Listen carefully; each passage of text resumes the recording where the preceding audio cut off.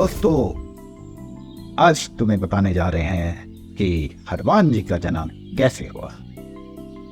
तो इंद्रदेव के दरबार में बहुत सारी अप्सराएं थी। उनमें से एक अप्सरा थी पुंजला।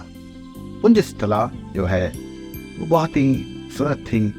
और एक बार क्या हुआ कि उन्होंने एक महर्षि को उनकी तपस्या में नाराज कर दिया। इसकी वजह से उन्होंने उनको शाप दिया कि अब आपको इतना घमंड है तो तुम्हें हम धरती पे भेजते हैं और वहां पर तुम्हारा रूप भी वानर के जैसा होगा और जो संतान होगी वो भी वानर जैसी। तो उनको जब धरती पे भेज दिया गया तो धरती पे उनका नाम था अंजनी देवी बोलते हैं। और वहां पर उनकी मुलाकात हुई वानर राज केसरी से।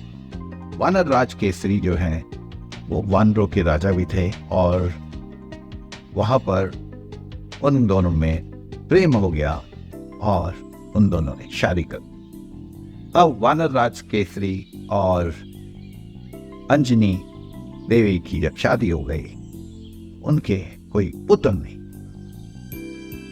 उन्होंने पहाड़ पे बैठ के भगवान शिव की आराधना शुरू कर दी।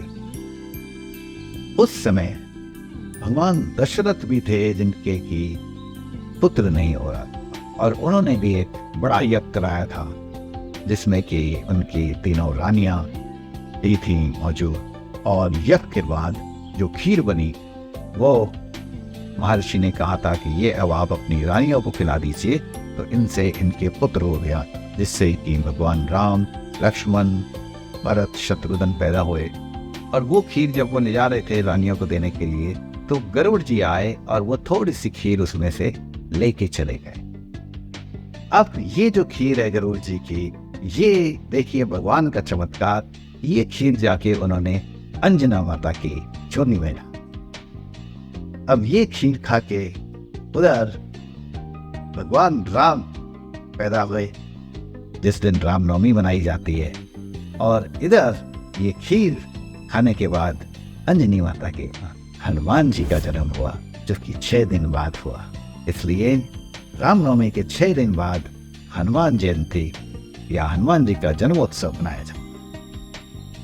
अब हनुमान जी को भगवान शिव का 11वां अवतार भी बोलते हैं, रुद्र अवतार भी बोलते हैं। और उनके अंदर बहुत शक्तियां थी।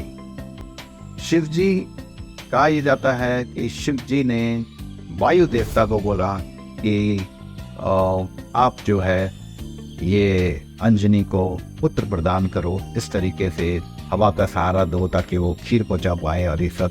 तो इसलिए इनको वायु पुत्र भी कहा जाता है। तो ये बहुत सारी चीजें हैं। और केसरी नंदन इसलिए कहते हैं क्योंकि वानर राज केसरी के पुत्र हैं हनुमान जी, इसलिए केसरी नंदन।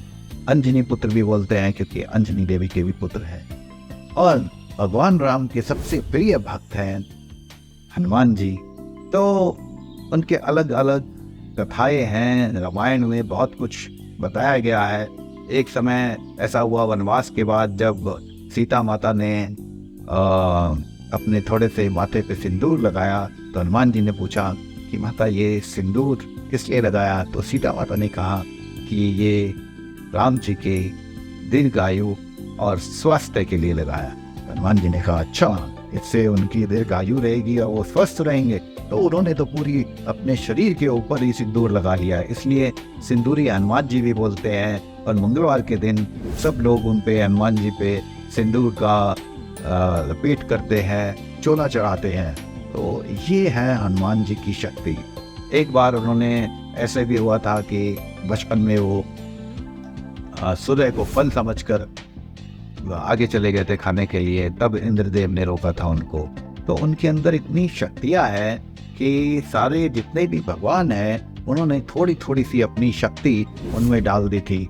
और उनका जो है किसी से कोई वैर नहीं है। सारे जितने भी देवी देवता हैं उनके साथ उनके बहुत अच्छे रिलेशंस रहते हैं। संकट मोचन भी बोलते हैं, क्योंकि संकट के टाइम में जितने भी रामचंद्र जी के संकट आए, उन्होंने सारे संकटों का हल निकाल लिया। चाहे वो संजीवनी बूटी लाना था या माता सीता का पता करके आना था कि वो कहाँ पर हैं, तो ये सारी चीज़ें, या इवन लंका में आग लगा दी। तो इस तरह से उन्होंने भगवान राम के बहुत सारे संकट भी दूर करे, इसलिए उनको संकट मोचन भी कहते हैं। और मंगलवार के दिन हमारे यहाँ नॉर्थ इंडिया में, साउथ में शनिवार के दिन उनकी पूजा होती है।